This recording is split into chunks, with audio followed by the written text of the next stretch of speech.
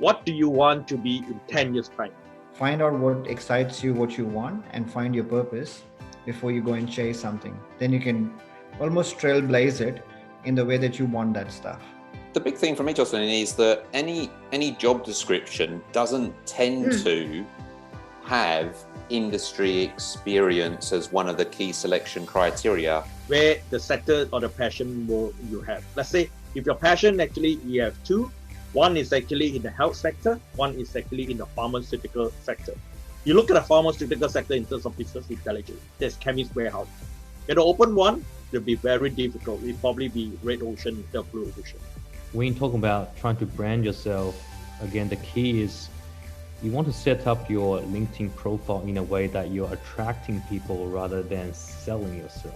The key selection criteria might be about delivering on tight time frames to desired quality. So basically, you need to know your passion, rank them, and then try to look at it, you know, what type of successful models you can actually out of your passion, and then blend the opportunity together with your passion.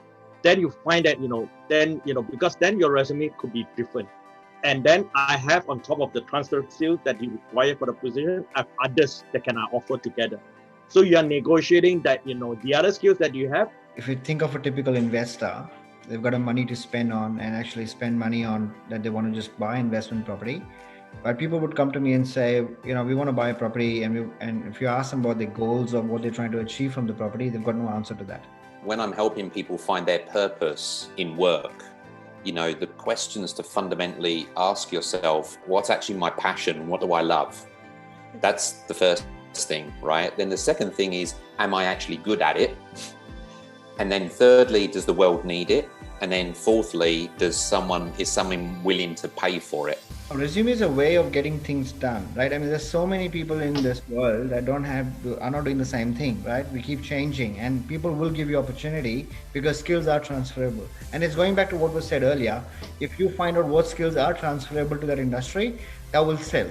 So I think it's extremely important that you start becoming, bring more uniqueness into what you do, and sort of just try put your step forward confidently, and that will sell. You have to sell yourself. That's all you have to do. As soon as you reach out, people are gauging you. People trying to see what you have. People naturally judge you, and how you drive a particular conversation really matters. In a broader context, it's all about the right content you put out there. There's people online shooting out videos, putting, their own quotes or what they see and what they feel about the world. And that all of those things shapes you as a brand.